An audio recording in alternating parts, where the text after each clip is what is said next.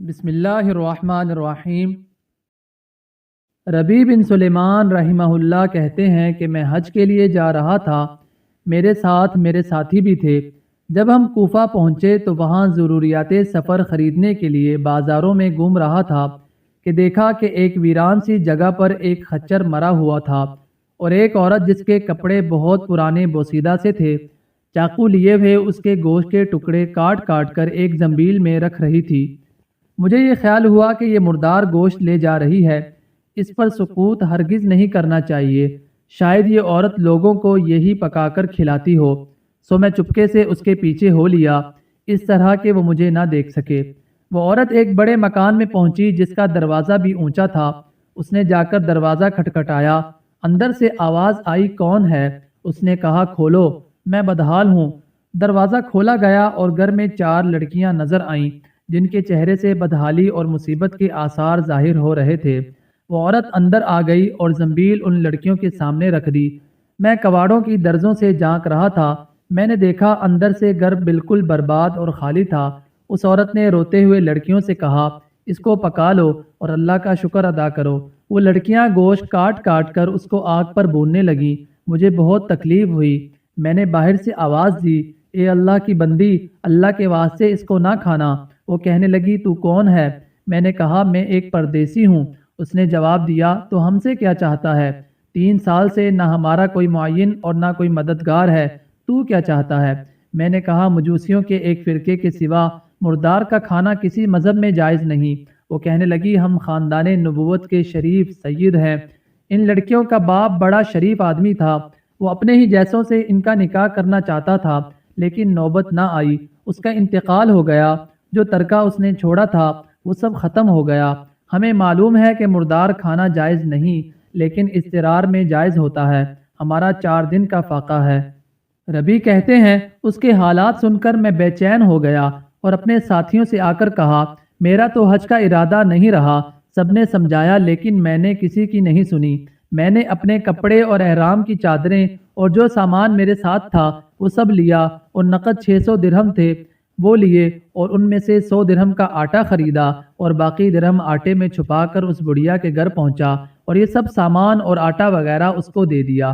اس نے شکریہ ادا کیا اور کہنے لگی، اے ابن سلیمان، اللہ تیرے اگلے پچھلے گناہ معاف کرے اور تجھے حج کا ثواب عطا کرے اور اپنی جنت میں تجھے جگہ عطا فرمائے اور ایسا بدل عطا فرمائے جو تجھے بھی ظاہر ہو جائے۔ ربیع کہتے ہیں، حج کا قافلہ روانہ ہو گیا۔ میں ان کے استقبال کے لیے کوفہ ہی رکا رہا تاکہ ان سے اپنے لیے دعا بھی کراؤں۔ جب حجاج کا ایک قافلہ میری آنکھوں کے سامنے سے گزرا تو مجھے اپنے حج سے محروم رہ جانے پر بہت افسوس ہوا اور رن سے میرے آنسو نکل آئے۔ جب میں ان سے ملا تو میں نے کہا، اللہ تعالیٰ تمہارا حج قبول کرے اور تمہارے اخراجات کا تمہیں بدلہ عطا فرمائے۔ ان میں سے ایک نے کہا کہ یہ کیسی دعا ہے؟ میں نے کہا، اس شخص کی دعا جو دروازے تک کی حاضری سے محروم ہو۔ وہ کہنے لگے، بڑے تعجب کی بات ہے، اب تو اس سے بھی انکار کرتا ہے کہ تو ہمارے ساتھ عرفات کے میدان میں نہ تھا، تو نے ہمارے ساتھ رمی جمرات نہیں کی، تو نے ہمارے ساتھ طواف نہیں کیے۔ میں اپنے دل میں سوچنے لگا، یہ اللہ کا لطف ہے۔ اتنے میں میرے شہر کے حاجیوں کا قافلہ آ گیا۔ میں نے کہا، اللہ تعالیٰ تمہاری سعی مشکور فرمائے، تمہارا حج قبول فرمائے۔ وہ بھی کہنے لگے، تو ہمارے ساتھ عرفات میں نہیں تھا، رمی جمرات نہیں کی تو نے ہمارے ساتھ، اب تو انکار کر رہا ہے۔ ان میں سے ایک شخص آگے بڑھا اور کہنے لگا، بھائی انکار کیوں کرتے ہو؟ تم ہمارے ساتھ مکہ میں نہیں تھے یا مدینے میں نہیں تھے؟ جب ہم قبر اطہر کی زیارت کر کے باب جبرائیل سے باہر کو آ رہے تھے، اس وقت ازدحام کی کثرت کی وجہ سے تم نے یہ تھیلی میرے پاس امانت رکھوائی تھی جس کی مہر پہ لکھا ہوا ہے، من عاملنا ربحا، جو ہم سے معاملہ کرتا ہے نفع کماتا ہے۔ اس نے کہا، یہ لو اپنی تھیلی واپس۔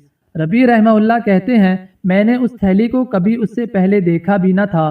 اس کو لے کر میں گھر واپس آیا، عشاء کی نماز پڑھی، اپنا وظیفہ پورا کیا، اسی سوچ میں جاگتا رہا کہ آخر یہ قصہ کیا ہے۔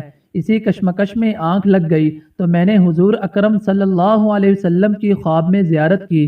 حضور اکرم صلی اللہ علیہ وسلم نے تبسم فرماتے ہوئے ارشاد فرمایا، اے ربیع، آخر ہم کتنے گواہ اس پر قائم کریں کہ تو نے حج کیا ہے؟ تو مانتا ہی نہیں۔